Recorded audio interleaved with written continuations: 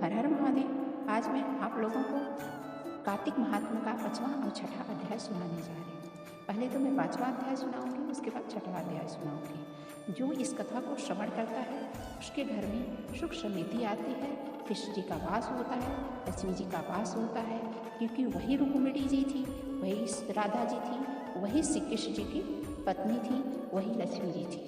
तो जो श्री कृष्ण जी की भक्ति करता है, आराधना करता है, उसके घर में लक्ष्मी सदैव निवास करती है, उसके घर में सुख शांति बना रहता है और लक्ष्मी का वास होता है। तो आइए हम लोग कथा की ओर चलते हैं। इससे पहले आप लोगों से अनुरोध है कि आप लोग हमारे चैनल पर नए हैं तो कृपया करके लाइक करिए, सब्सक्राइब करिए, शेयर ज़रूर कीजिएगा, क्योंकि जैसे मैं आप लोगों को कथा सुना रही हूँ तो मुझे फल प्राप्त होगा, उसी तरीके से यदि आप भी किसी को कथा सुनाएंगे तो आपको भी फल प्राप्त होगा। कथा कहने से ज़्यादा सुनाने वालों को फल प्राप्ति होती है, क्योंकि पंडित तो एक ही होता है लेकिन सुनने वाले बहुत सारे होते हैं।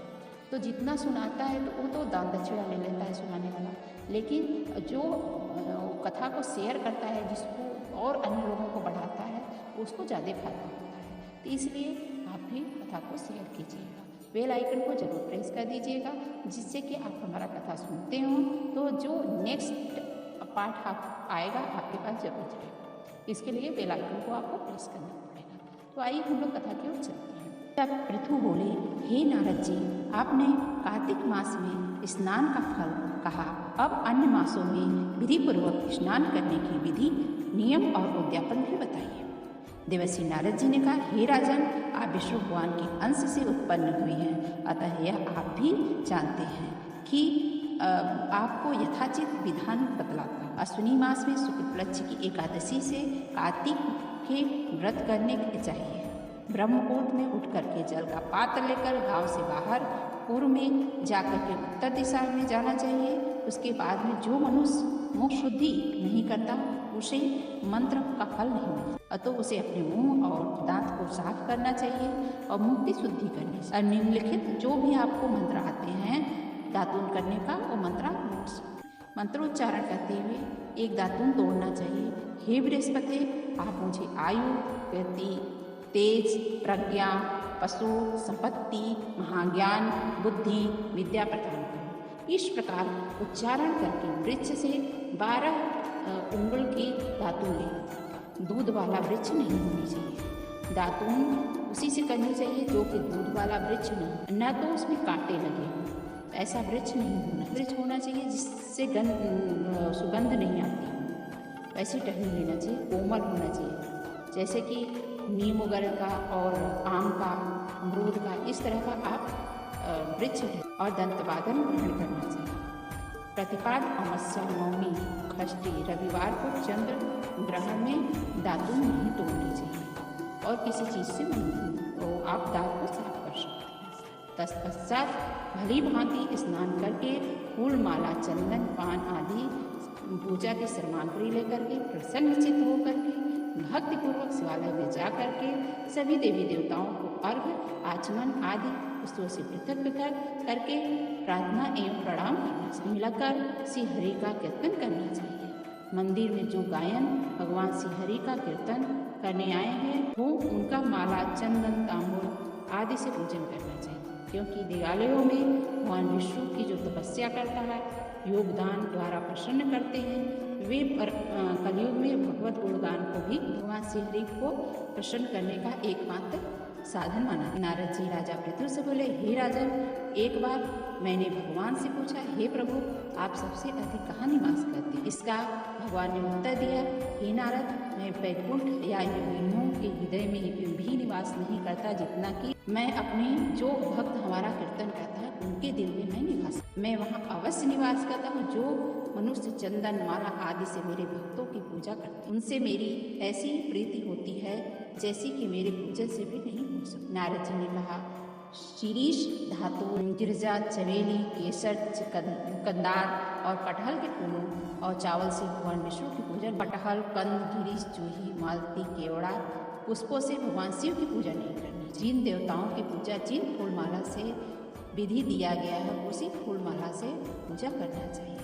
पूजा समाप्त करने के बाद क्षमा प्रार्थना करनी चाहिए, यथा हे सुरेश्वर, हे देव, न तो मैं मंत्र जानता हूँ, न क्रिया जानता हूँ, न भक्ति जानता हूँ, सब कुछ मैं हीन हूँ। मैंने जो कुछ भी आपकी पूजा की हो उसे आप ऐसी प्रार्थना करने के पश्चात साष्टांग प्रणाम करके भगवत कीर्तन करना चाहिए, श्री हरि की कथा सुननी चाहिए और प्रसाद ग्रहण। जो मनुष्य उपरोक्त सभी विधि के अनुसार कार्तिक व्रत का अनुष्ठान करते हैं वह जगत में सभी सुखों को भोग कर अंत में मुक्ति को प्रदान। ये तो रही 5वीं कथा। अब आपको 6वीं कथा में सुनाने जा रही हूँ। नारद जी बोले, जब 2 घड़ी रात बाकी रहे तब तुलसी की मृत्तिका, वस्त्र और कलश लेकर जलाशय पर जाएं। कार्तिक में जहाँ कहीं भी प्रत्येक जलाशय के जल में स्नान करना चाहिए। गर्म जल की अपेक्षा ठंडे जल में स्नान करने से 10 गुना पुण्य की प्राप्ति होती है। उससे 100 गुना पुण्य बाहरी कुएं के जल में स्नान करने से प्राप्त होता है। उससे अधिक पुण्य बावड़ी यानी तालाब और उससे भी अधिक पुण्य पोखरे में स्नान करने से होता है। उससे 10 गुना झरने और उससे भी अधिक पुण्य कार्तिक में नदी स्नान करने से होता है। उससे भी 10 गुना पुण्य वहाँ होता है जहाँ 2 नदियाँ का संगम, और यदि वही 3 नदियों का संगम हो तो पुण्य की कोई सीमा ही नहीं रहती। स्नान से पहले भगवान का ध्यान करके स्नानार्थ संकल्प करना चाहिए। फिर तीर्थ में उपस्थित देवताओं को क्रमशः अर्घ आचमनय आदि से पूजा करना चाहिए। अर्ध मंत्र इस प्रकार है, हे कमलनाथ आपको प्रणाम है, हे जलसाई भगवान आपको प्रणाम है, हे ऋषिकेश आपको नमस्कार है, मेरे दिए गए अर्घ को आप ग्रहण करें। बैकुंठ, प्रयाग तथा बद्री आश्रम में जहाँ कहीं भी भगवान विष्णु गए वहाँ उन्होंने 3 प्रकार से अपना पांव रखा था। वहाँ पर ऋषि वेद यज्ञों सहित सभी देवता मेरी रक्षा करते रहे। हे जनार्दन, हे दामोदर, हे देवेश, आपको प्रसन्न करने हेतु मैं कार्तिक मास विधि विधान से ब्रह्म मुहूर्त में स्नान कर रहा हूँ। आपकी कृपा से मेरे सभी पापों का नाश हो। हे प्रभु, कार्तिक मास में व्रत तथा विधि पूर्वक स्नान करने वाला मैं अर्घ देता हूँ, आप राधिका सहित ग्रहण करें। हे कृष्ण, हे बलशाली राक्षसों का संहार करने वाले भगवान, हे पापों का नाश करने वाले, कार्तिक मास में प्रतिदिन दिए गए मेरे इस अर्घ द्वारा कार्तिक स्नान का व्रत करने वाला जो भी फल प्राप्त हो, तत्पश्चात विष्णु, शिव तथा सूर्य का ध्यान करके जल में प्रवेश कर नाभि के बराबर जल में खड़े होकर विधि पूर्वक स्नान करना चाहिए। गृहस्थी में है तो तिल और आंवले का चूर्ण लगाकर तथा विधवा स्त्री व यति हो तो तुलसी की जड़ की मिट्टी लगाकर स्नान करना चाहिए। सप्तमी, अमावस्या, नवमी, त्रयोदशी, तृतीया, दशमी आदि तिथियों को आंवला तथा तिल से स्नान करना वर्जित। स्नान करते हुए निम्न शब्दों का उच्चारण करना चाहिए। जिस भक्ति भाव से भगवान ने देवताओं के कार्य के लिए 3 प्रकार का रूप धारण किया था, वही पापों का नाश करने वाले भगवान विष्णु अपनी कृपा से मुझे पवित्र बनाए। जो मनुष्य मनुष्य भगवान विष्णु की आज्ञा से कार्तिक व्रत करता है उसकी इंद्रादि सभी देवता रक्षा करते हैं। इसलिए मुझको पवित्र करे।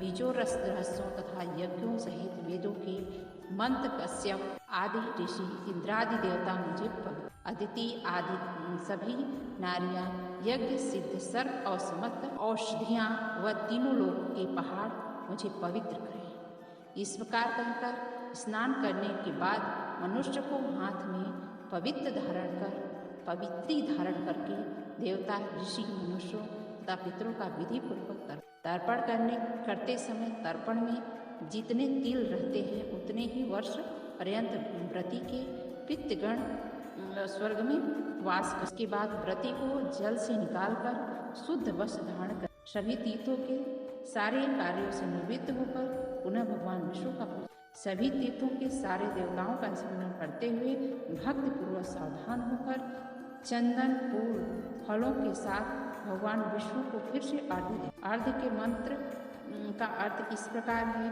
मैंने पवित्र कार्तिक मास में स्नान किया।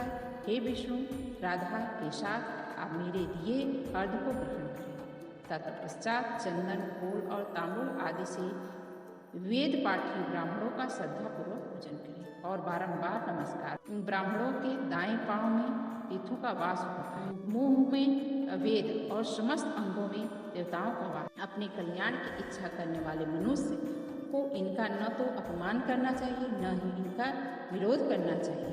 फिर एकाग्रचित होकर भगवान विष्णु और तुलसी जी की पूजा करनी चाहिए, उनकी परिक्रमा करनी चाहिए, उनको प्रणाम करना चाहिए। हे देवी, हे तुलसी, देवताओं ने भी प्राचीन काल से तुम्हारा निर्माण किया है और ऋषियों ने भी तुम्हारी पूजा की है।